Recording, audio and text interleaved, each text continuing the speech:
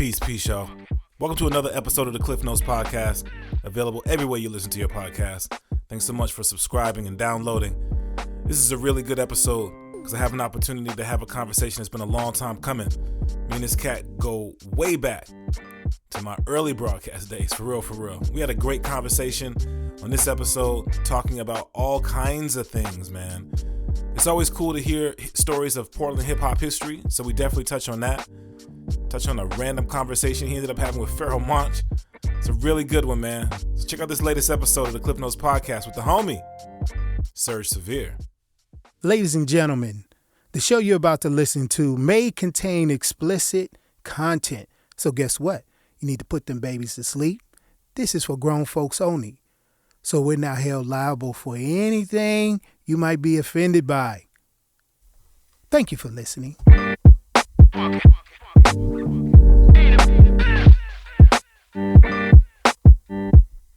Yes, y'all. Welcome back to another episode of the Klyph Notes podcast. Available everywhere you listen to your podcast, Apple Podcasts, Spotify, Pandora, everywhere. Appreciate y'all checking it out, man. Subscribing and spreading the word, letting people know about the podcast. Big ups to everybody who's been tuning in from all over the planet. UK rocks with us real heavy. People in Asia, what up? But yeah, man. Like I said, man, be sure to subscribe on your favorite podcast platform. This episode's cool. I go back with this cat like for literally for years, man. I've known him probably as long as I've been doing like broadcast stuff in Portland. So it's cool to have a chance to sit and chop it up because typically we don't really have a chance to get into it. So this is gonna be dope, man. But yo, let them know who you are. Oh, what up? My name is Serge Severe.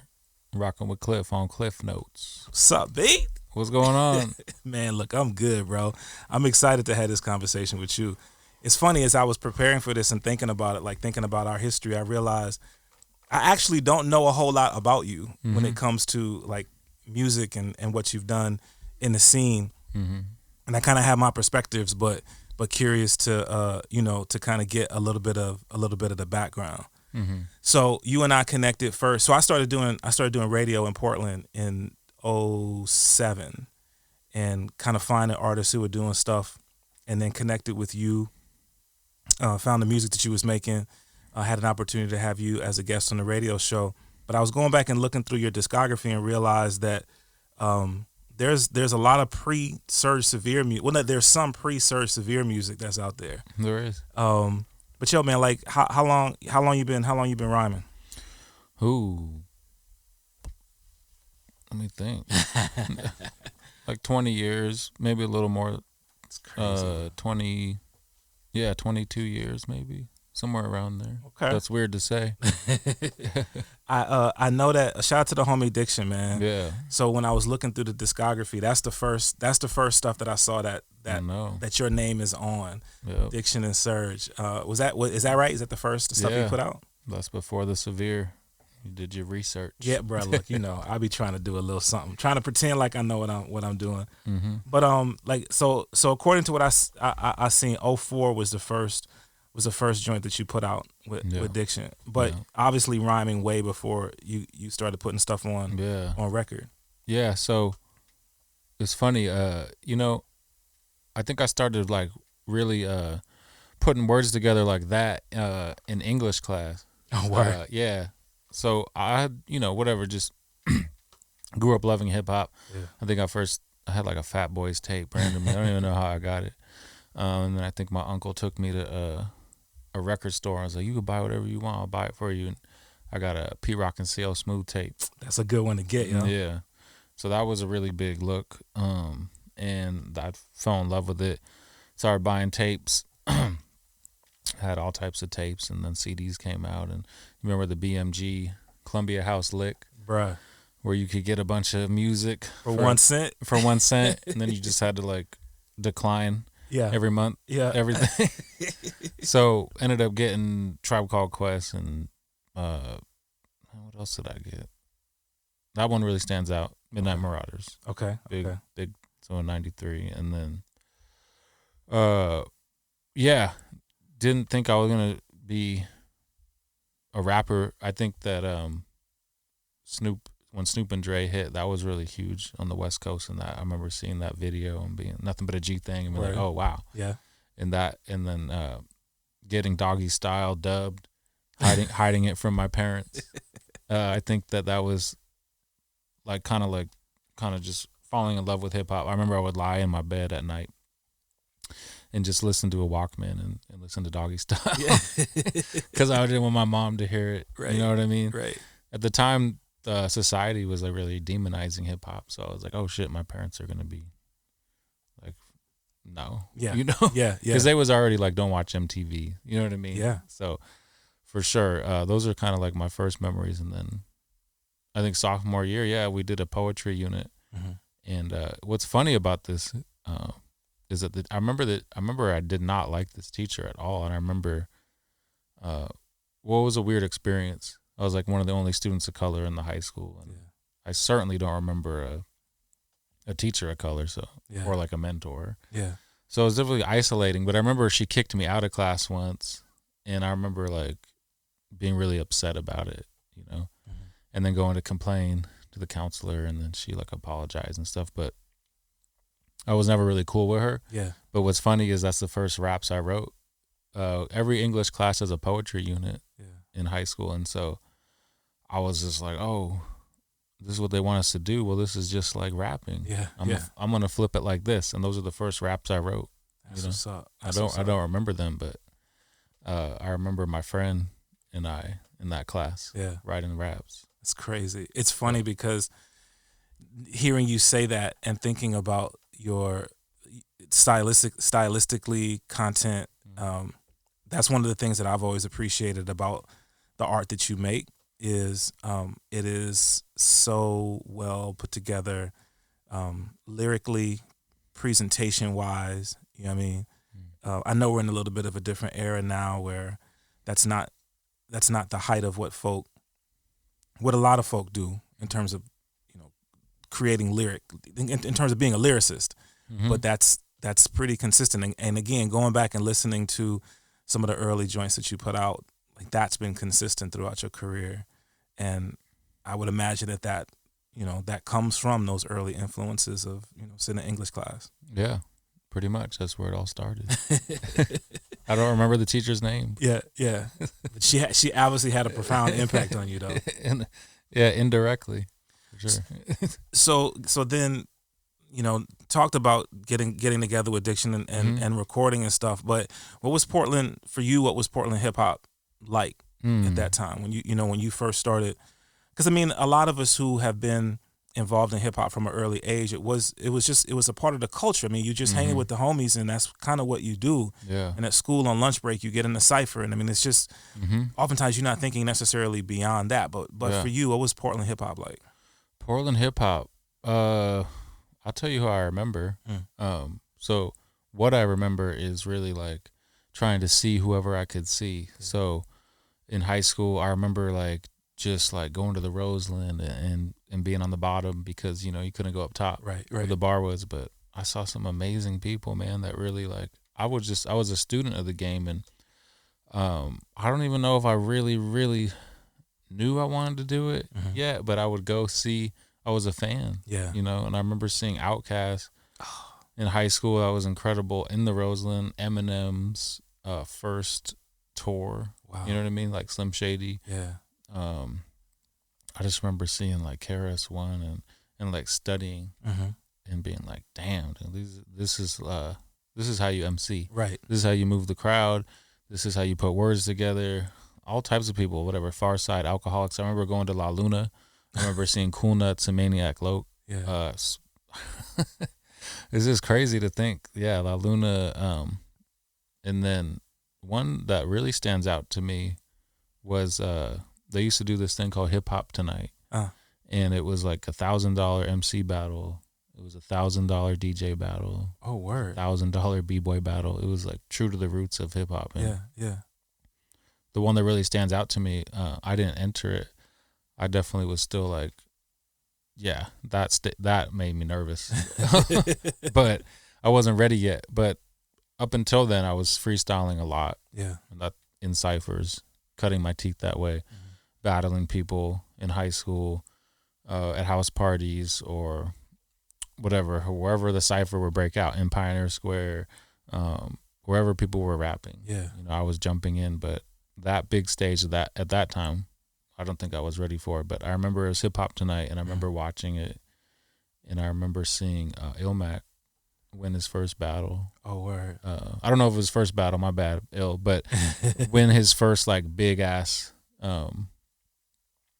battle, and yeah, there was a lot of people in that battle. Luck was in that battle. I think Sleep and Anaxagoras was who he beat in the finals, I believe. Wow. It was huge. Yeah. And so I remember, and he was really young.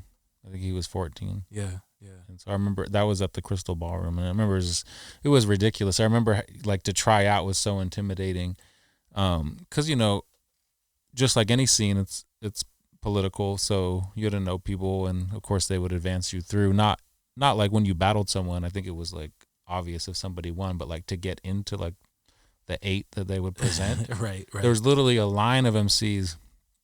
It must have been 50 to 100 deep, and you would get up on stage and rap for like 30 seconds in front of whoever was hosting it. I feel like it was Cool Nuts or something like that, and then the crowd would decide, or people would be like, "Oh yeah, they get in." Right. It was crazy. Like literally, like a line of MCs all going around the Crystal Ballroom wall. Yeah. So that type of stuff really stands out. That's crazy. 'Cause I remember when I was in New Orleans, and there would be talent shows, and so you would try to get in a talent show, but it was the same thing. Like you had to be connected. They would do the talent show, but then the guy who was putting on a talent show was managing acts, and his acts would be in a talent show, so they're always going to win. You win the talent show, and you get an opportunity to perform at XYZ, which is, but getting in front of folk, cutting your teeth, like you said, getting that exposure, all of that obviously is super valuable. As I was looking, and I was also trying to figure out when you and I connected, like I feel like it was right after you had done the first, you had done the project with Animal Farm. I think that's when you and I first connected. I think we had connected. Was it just before that? Because the Animal Farm, about Concrete Techniques? Was it past that? So I think it was after Concrete Techniques. Okay. I know that it was out, and I was probably playing it, but I don't think I really. Yeah, that was 08. Yeah. 08. Okay. Because I started doing Welcome to the Neighborhood in 09. So it's probably kind of right around that same time. Okay. But there's one of the things that I feel, I did a project with Animal Farm in 2011. That's when it came out? That's when it came out. So then it was way before that. Yeah. It was way before that. So we were probably still working while I was working Concrete Techniques with Sect. Okay. That Universal DJ Sect. That's right. Shout out to Sect. Yeah. Producer, really, really dope DJ. He lives in Thailand. Word. He lives in Bangkok. That's crazy. He's been out there for like 4 or 5 years, but that was my right hand man, and I remember he had like thousands of vinyl, and I met this guy. I was working this bad job, and he was like, "You got to meet this dude. He's got all this vinyl. He's the truth." Yeah. I was like, "Okay, we'll meet him." And we went to his crib, and he just had a little humble apartment, and like so many records, so much soul, so much funk, and I was just like, "Damn!" And he wasn't even making beats. Right. He was just a DJ. Yeah. Vinyl head. Yeah. And then he had this tiny little. I don't know. It's those little joints, like a Tascam 4-track thing. Yeah. And he would just loop stuff up on it. I'd be like, okay, that's pretty cool. Yeah. And then I remember he was going to school, and he got a MacBook, and somehow flipped the Pro Tools, and then from there it was on, and he just started making beats and throwing them to me. Yeah. And honestly, like my sound, it was. I think a lot of people be like, "Oh, that's whatever, that's his sound or whatever." But like, it was really Sex sound, and I liked it. Yeah, he would throw me the beats, but I like all types of production, and it was definitely a perfect marriage at the time. No doubt. No doubt, man.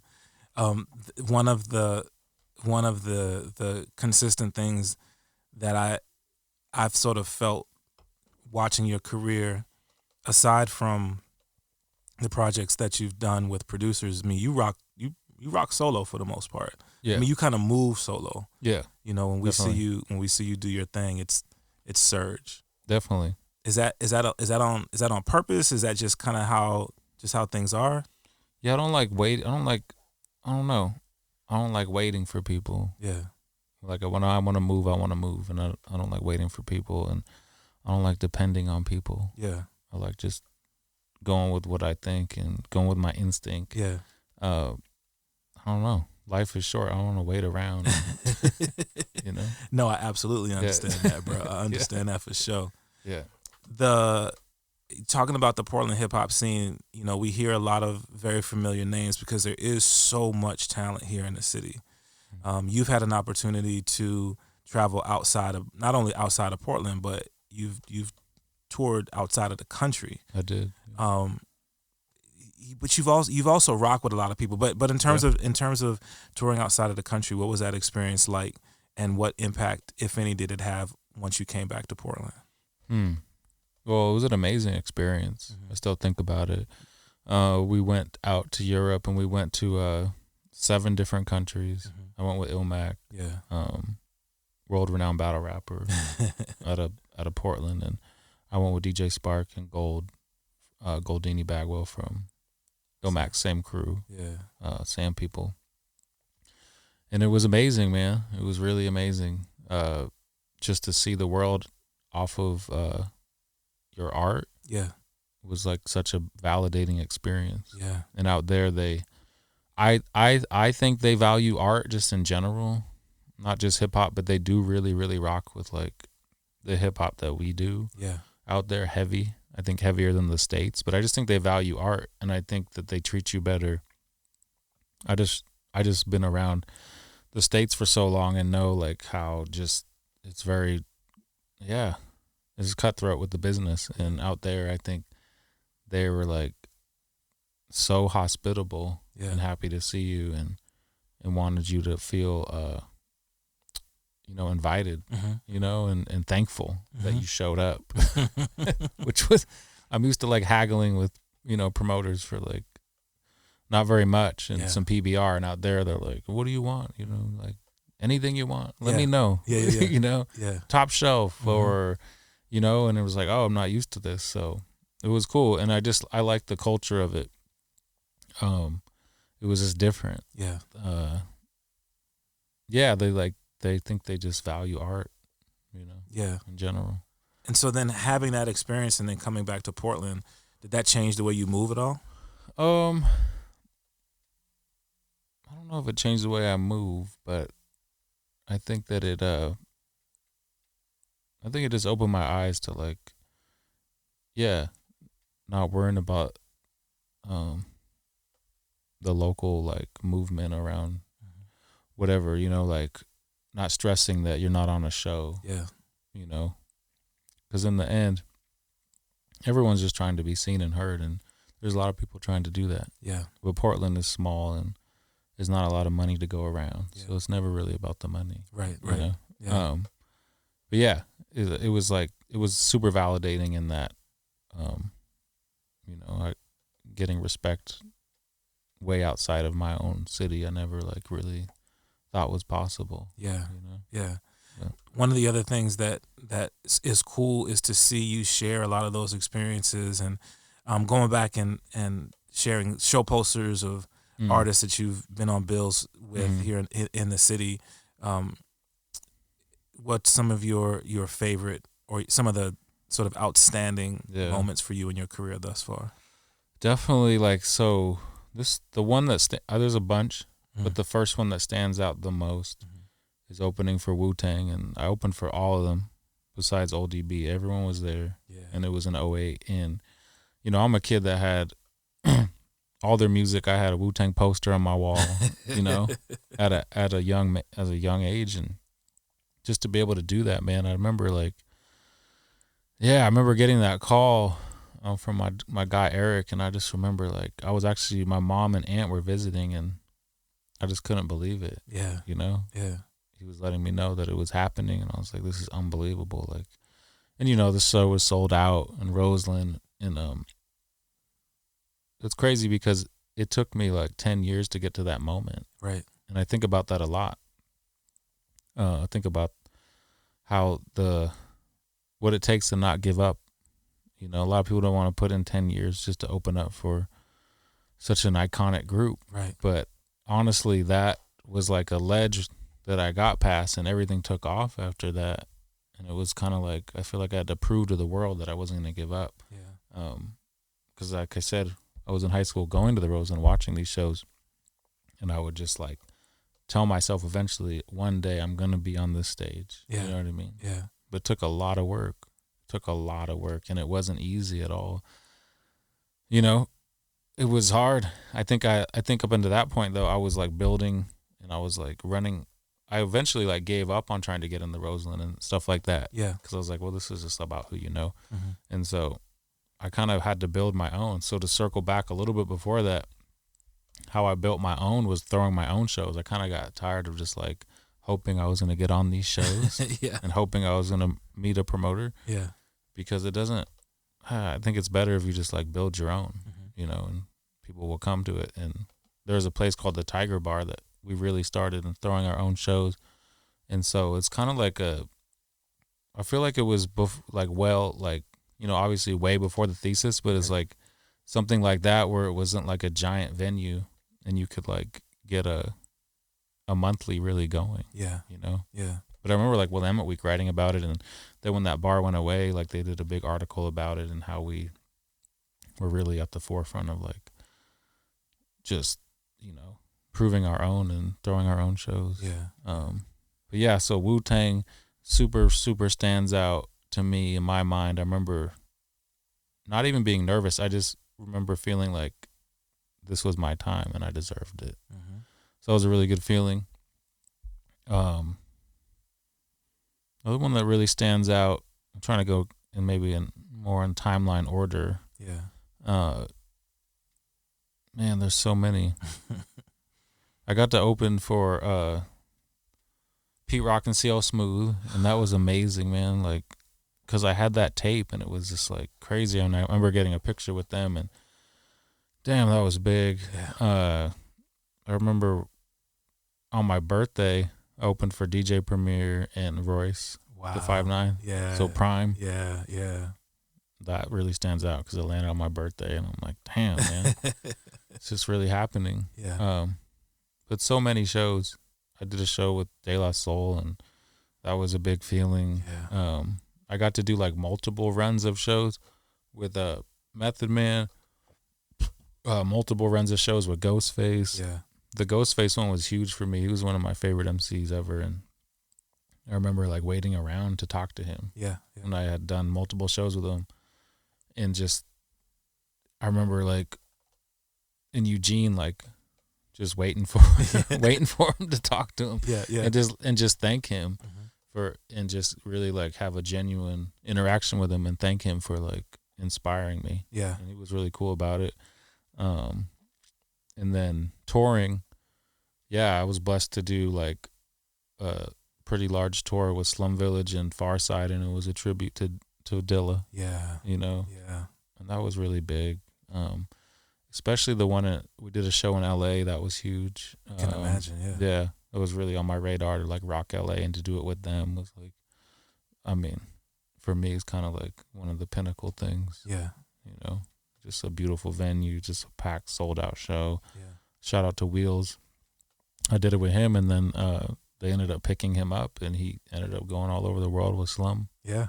Yeah. Wherever they're on the road now, you see Wheels there, which is dope. So sometimes you got to take chances like that, you know, and even when you don't know how things are going to work out, because touring isn't like what, you know, people think it is, you know, especially when you're kind of starting out. Yeah. You really got to grind and pay your dues and figure out where you're going to sleep and Yeah. do the math and see if it's going to work out. But sometimes you just got to take the loss because, you know, you're going to get seen, and you never know who's in the crowd watching. Right. You never know. And if you're good at like performing, you should be able to hustle some merch and keep it going. But touring is a grind. Yeah. You know? Yeah. And I figured that out. I figured that one out.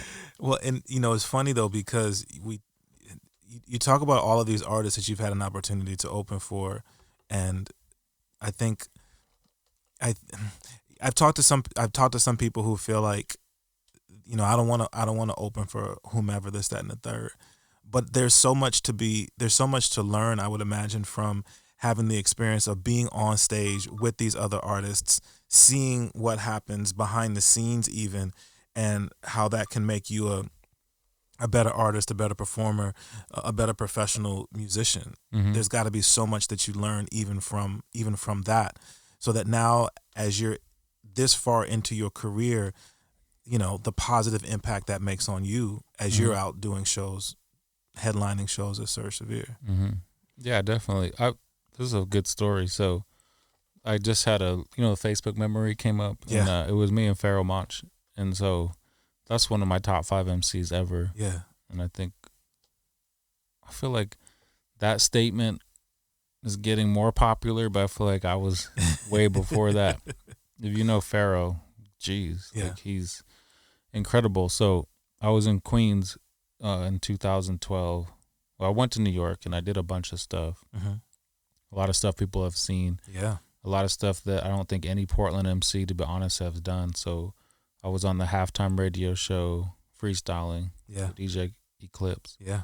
And if you know about that show, it's legendary. It's not even there anymore, but it's in the basement of NYU. Yeah. And but like Nas has been on that show, and every single person you can imagine. And then I did the spitting in the whip thing that got a lot of traction. Yeah.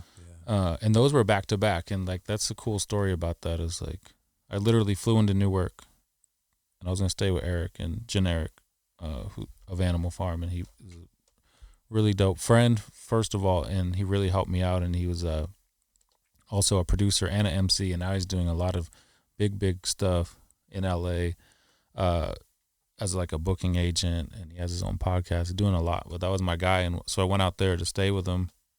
And I remember flying into Newark, and just like I had this contact of this guy named Crazy Al Kane, right?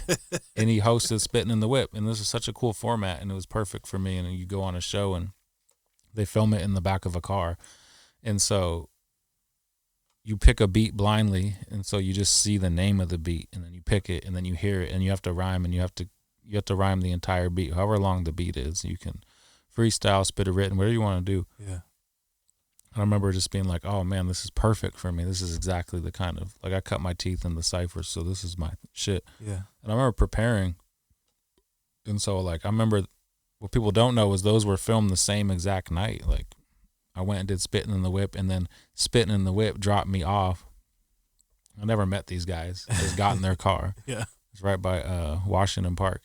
And then right after that, I went and did DJ Klyph halftime radio show. But like all the bars I spit that night were never repeated. That's like, it was like 100 bars that night. So that type of stuff stands out to me because it takes so much preparation to be able to like spit 100 bars that like no one has ever heard, and then you don't spit them again. Yeah. But back to Pharoah Monch. So I was out there, and this is crazy. We were at in New York, they still have these big like stores where they sell stereo equipment, and they sell like big speakers, and they sell DJ equipment. Yeah. And they still do that stuff, and they still like will have like really respected DJs come in. So they had when we knew him, so DJ Boogie Blind of the Executioners. Okay. He's Pharoah's DJ. So he's in there and he's doing a little performance, but it's like we're in this random like Queen spot, and then I see Pharoah like shuffle in. Yeah. And like kind of like shuffle out. And this is also trip. Marley Marl is there like hosting it. Right. Yeah. So there's so much going on. So I'm like, I have to go see Pharoah. Like I have to go talk to him, and I have to like figure out how to have a conversation with him. And I know he's pretty low key. Yeah. So I'm like, what am I going to say to him? And he's just standing outside by himself. Yeah. Taking a break. and that picture just popped up. And I remember just chopping it up with him. And what was really cool was we started talking about, I can't remember how we got there, but the difference between performing in the States and performing in Europe. And then like, I don't even know, man, like 7 months later, I went to Europe. I didn't even know I was going to go. It's crazy. It was just like the way that the world like sends messages to you. Yeah. But yeah, I did that flick with him. And then to get back to actually what you were saying, because there's a point here on how people like the stuff you see behind the scenes. Yeah. Pharaoh came to Portland like the next year, and I still had a relationship with his DJ. And I remember linking up with his DJ, and it's at the Red Lion. It's not the Red Lion anymore. It's on Grand, and it's a fancy place. I don't know what it's called. But it has an amazing view of like the convention center, so it's like propped up right there on the ledge there. Yeah. I should know what it's called, but it was I think it was Red Lion way back then. And I remember I went to the hotel to kick it, and then I ended up in Pharaoh's hotel, and I watched them prepare the show that they're about to do. Yeah. And one thing that really, really stood out to me was like when you're on the road and on the grind, and someone that's amazing as Pharaoh Monch, is like they're finding out like through the promoter, like there's not a lot of people that bought tickets. So I'm hearing them like discover this message. I'm hearing them like process it. Yeah. And so they're like modifying their set for that because they realize not many people are going to be there. Yeah. And then like 5 or 10 minutes into it, Pharaoh's like, you know what? This is stupid. Just give them the stadium show. Let's do it. So they just did the original set. But what I love about that is just like, it's kind of like that old like thing that a lot of true MCs say, like, it doesn't matter like if there's 5 people or like 500, you're going to get the same show. Right. And so that's what I really stuck out to me. Like I always agreed with that old adage. Yeah. You know what I mean? But like to see him say it was just really like, damn, this is what it's about. That's what's up, bro. That's crazy, yo.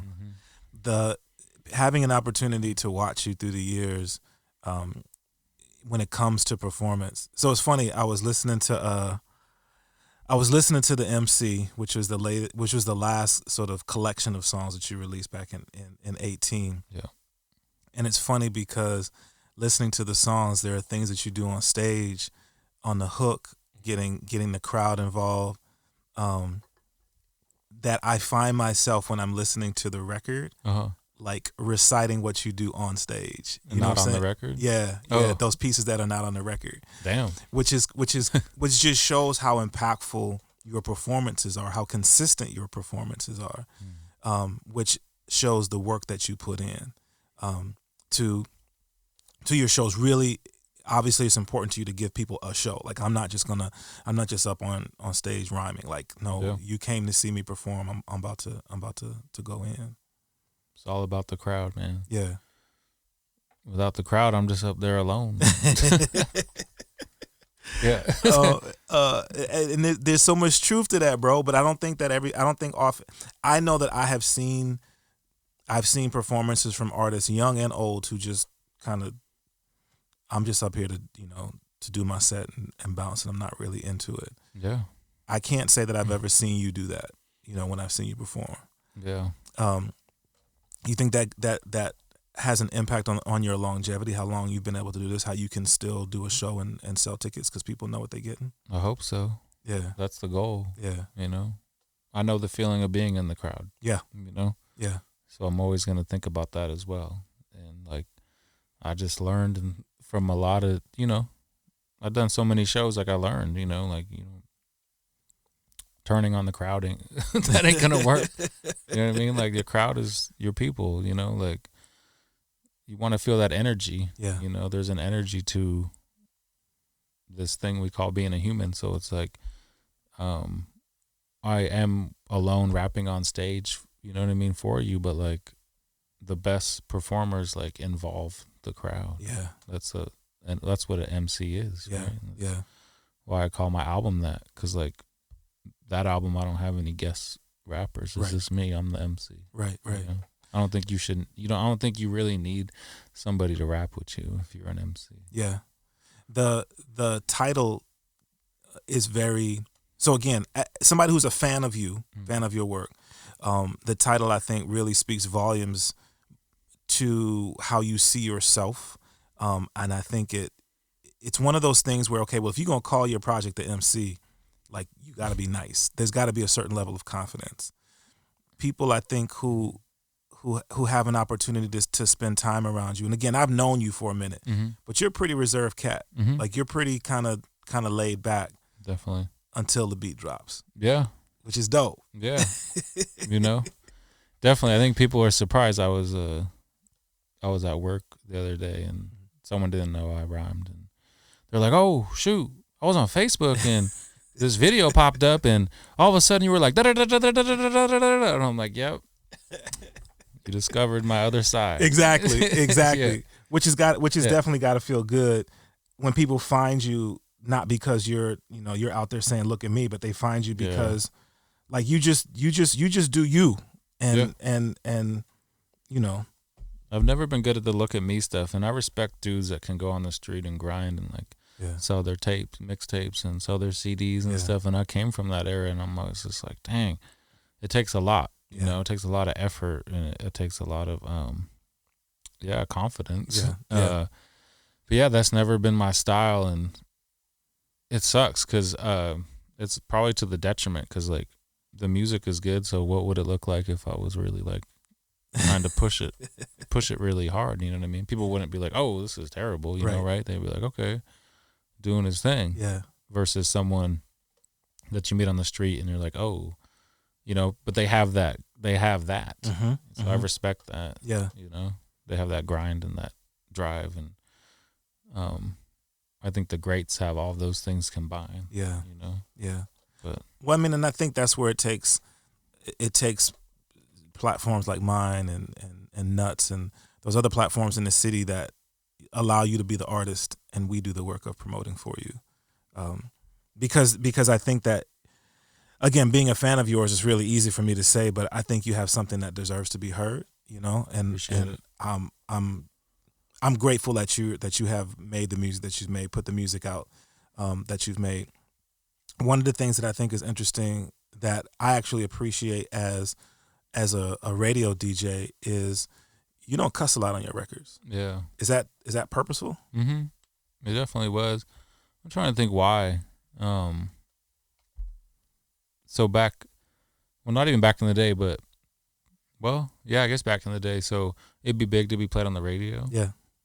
So I was always like, well, shoot, if something takes off and I don't got like a radio edit, because also back in the day it was really, really expensive to like get studio time, and you had to know somebody, and they wasn't really like letting you in like that. Like you really had to know somebody, and I knew people and they wasn't letting me in, and I was really frustrated. So it was like, if I'm gonna ever get some time, I'm gonna make sure that it's a radio friendly situation, so I can be like, oh, hand it to someone real quick.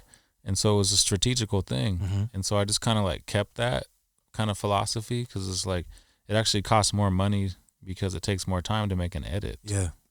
If you really break it down. Absolutely it does. Absolutely it does. So it was kind of that, and then like, I just think I don't know. It's kind of it's easy to curse. When I curse, maybe but just not on the record. When I record, because I don't know, man. It's just something I stuck with. And like I said, as a radio DJ, I definitely appreciate it, but I've always felt like oftentimes cussing can be a crutch. I mean, if you're going to, and I think it's, if you're a lyricist, you're not going to use those crutches. So I think, again, that for me, that again speaks to the fact that, you're a lyricist, you're a writer. You can, you're truly an MC. Yeah. Which I think is really dope. Thank you. I talked about it. You put out a ton of music. A couple of projects that stand out. The project that you did, I don't remember who did the production, but I'm trying to see. Wheels produced it. The project you did over Premier Beats. Oh yeah. Wheels mixed it. So Yeah. DJ Premier produced it. Well, yeah. Yeah. So I was just like, that was a really, I guess, underground organic thing I had Back on My Rhymes coming out. Right. Which I feel like is my biggest album, but yes. I still rock the merch on from that one. Oh shoot. So that was coming out, and then I was like, well, this was also in the era where you remember I don't know, you could just throw up links to like different sites, and you could download a whole zip of stuff, and you get a lot more traction. And I actually feel like you even get more downloads back then. It was like Mediafire. Yeah. Remember that? Mm-hmm, yeah. Mm-hmm. So I was like, well, I need to hype up Back on My Rhymes. I was like, Severe over Premier would be really cool. So I just recorded a bunch of verses over DJ Premier beats, and then I recorded it at Wheels' house. Okay. And then he mixed it, but like, so this is like a real mixtape where it's like it mixes into the next song, and he's scratching on it, and he found samples, and it's really like a real body of work. There we go. You know? Yeah. Not just like, I think that the term mixtape has gotten different meanings. Yeah, over time. Absolutely. Over time. Absolutely. So we were like, let's make a real mixtape. Yeah. Yeah. And it is dope that led into Back on My Rhymes. But that one, Silver Novelist, I thought was a great project. I appreciate that. I think that one is probably the most slept on, and because of the content, I'm like, dang, like I was doing something different. I had found like a different voice. I feel like I had found it was more abstract. Mm-hmm. I had found that producer. Shout out to Zapata. Yeah. He has a different producer name now. I believe he goes by No One, and it's spelled not phonetically how you would say that, but I had met him, and he had given me those beats, and I was like, wow, I think what he had done was he put out like a Jay Dilla tribute thing of beats, and I was like, these are amazing. Like, yo, no one's rhyming on these. Yeah. And he just gave them all to me, and then I put out that little EP. Yeah. But I think like I still go back to it, and I'm like, wow, I feel like I don't know, I had tapped into something different that I hadn't tapped into yet. Mm-hmm. You know? Yeah. No, I really like that project. Yeah. I really do like that project. You've released a couple songs more recently. The last one you released features Mike Capes and Vinny Dwayne. Yeah. So we talked about it a little bit. You're not gonna find a lot of songs with you and another art. One song that I love that you released is the joint that you did with Braille. Oh yeah, Can't Stop, Won't Stop. Yeah, man, I got that 45 at the house. Yeah, man, that's a cool story. I had known about Braille forever. Yeah, and just watched him move, and I had known someone that knew him, and they were always telling me about Braille. And I was like, damn, he's so nice. And this is way back in like MySpace. And I remember I had that joint. Well, Back on My Rhymes has a lot of good features. Let's just be honest. Yeah. For Portland. So Back on My Rhymes has Cool Nuts and Luck One on a song, and me. Right. I don't think that's ever happened before. Right. Back on My Rhymes has me and Theory Hazard and Ilmac on a song. Right. Yep. You know, Back on My Rhymes has Destro and Eric and I on a song. So it's like the whole city, I feel like at the time, like was messing with me. Yeah. And all those cats still are, but like for that and then with the Braille one to polish it off, it was like, wow. So I feel like that beat is really iconic, and I had sent it to him. Well, I feel like I introduced myself to him with We're Bodies. And then I was like, I followed up with him. And I remember it was definitely one of those situations where this is what's a really cool story about this. Because even if you really respect someone, I think you could still be like, well, I want to get some money off of the feature. And so that's kind of what had happened, to be honest. And so I told Braille, with all due respect, like I just don't got it like that, right? Yeah. And but if I do, for some reason, I will hit you back. Yeah. And this dude, like, he's such a stand-up cat, man. He said, and this is all through MySpace, he's like, well, I never let money decide anything, a decision I make about music. Yeah. and I really like this record. Yeah. And he sent that verse back in like 45 minutes. It's crazy. Yeah. It's crazy. And I was like, oh, shoot. Yeah. And that's the record, like, big record, Mm-hmm. you know? Yeah. Like I said, definitely one of my favorites. One of my favorite Serge Severe joints for real. Mm-hmm. But Chip Away is the most recent one that you released, but Yeah. you working on some material, right? Yeah. So the album is done, to be honest, and I've been working on it for years. Artists are, at least in my instance, are always ahead of like their material. Yeah. And you're kind of crazy as an artist. You're like plotting it in your head before people ever even know about it, and you're like, well, this is going to be this song, and this is going to be this album, and I'll put out this album, and then I'll put out this album, but then life gets in the way. Yeah. So I've been working on these songs for years. I think people have heard a few of them, but you know, I'm still putting them like in a full body of work. So like there are going to be a lot of songs that people haven't heard. Yeah. But Chip Away is on there. I really like that record. I think, you know, I got to know those two super organically, like honestly working in the community in North Portland. Mm-hmm. And it was never on some like, oh, I'm a rapper, you're a rapper, let's become let's rap together. Right. You know what I mean? We actually built real relationships with each other and through different avenues. Yeah. You know, not music. So to get to know someone, it was such a long time in the making. Yeah. You know what I mean? Yeah. And I was never forcing them to do it. But we finally did it.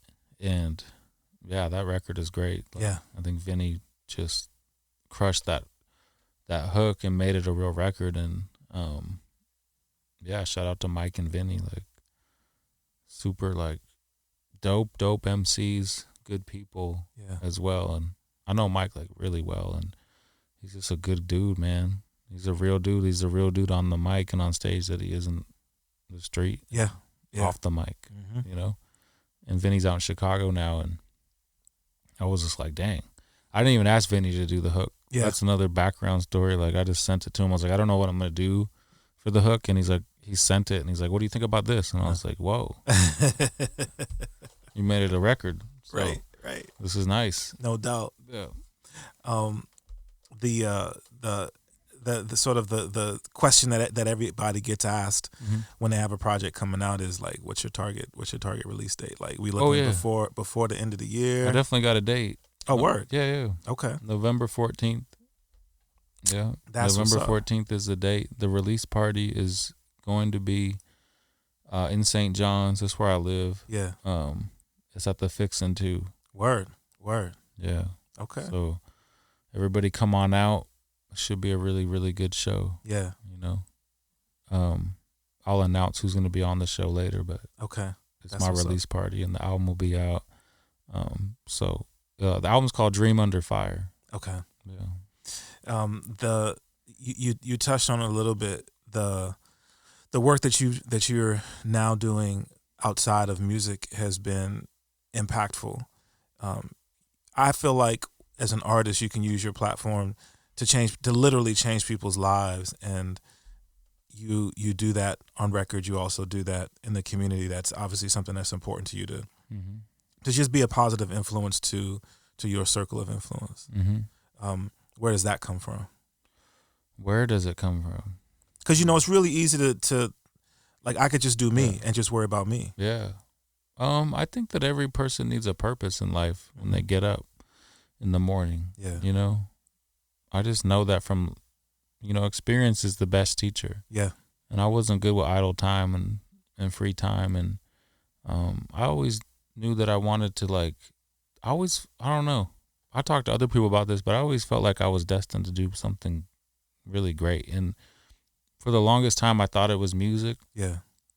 And I still think I can reach people through music, but I feel like, I found a greater purpose in doing what I've been doing and working in the community and empowering the youth to believe in themselves. And I do that because I didn't have people doing that for me. Yeah. And I feel like I got lost along the way. And I don't want, if I have the opportunity to make an impact, I operate with a lot of urgency with the youth, and just so that they can feel good about themselves when they wake up. Like, I'm more concerned about them really, really thinking about who they want to be. You know what I mean? Yeah. Because for so many, you can just go through life and kind of lose focus of like what you're actually capable of. And I believe like wholeheartedly that people are capable of incredible things. I've seen it. Like I've seen people just overcome obstacles, just be so resilient and just become incredible people on this earth. And I believe anything is possible. Like if people like really, really want something, because I feel like I achieved a lot of things I wanted. Yeah. You know what I mean? Yeah.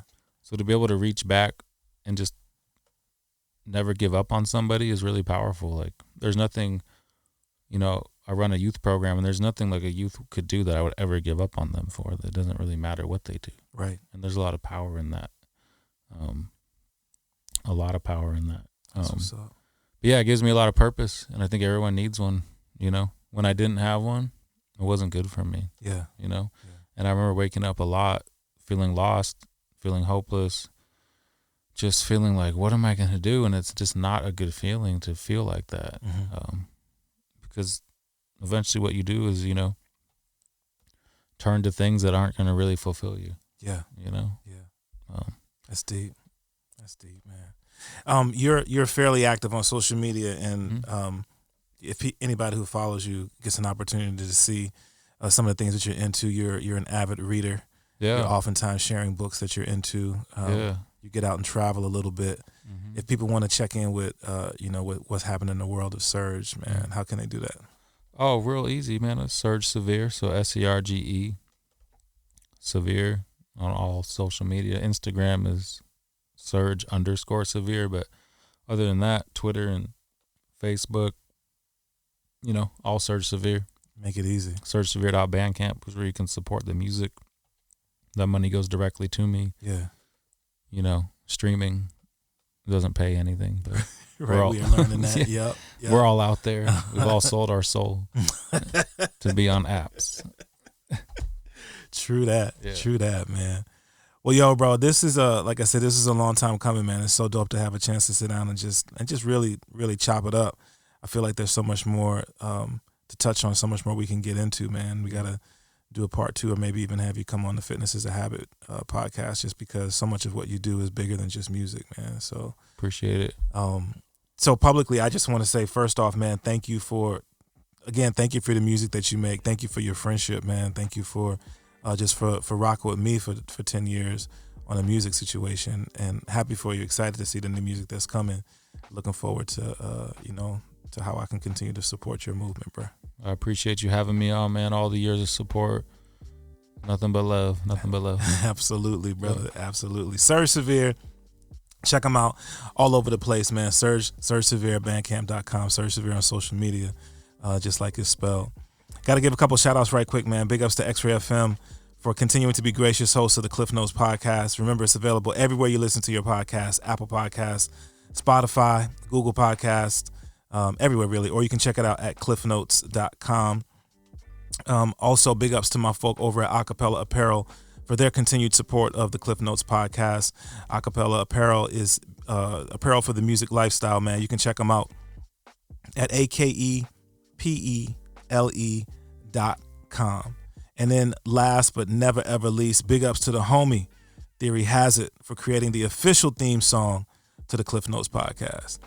All right, y'all. So until we have an opportunity to do it again, once again, man, you can hit me up if you have questions, suggestions, or comments. You can hit me up at klyphnotes@gmail.com. That's KLYPH notes@gmail.com. And remember, subscribe to the podcast on Apple Podcasts, rate, comment, all of that stuff, man. All right, y'all. Y'all be blessed until we have an opportunity to do this again. Peace.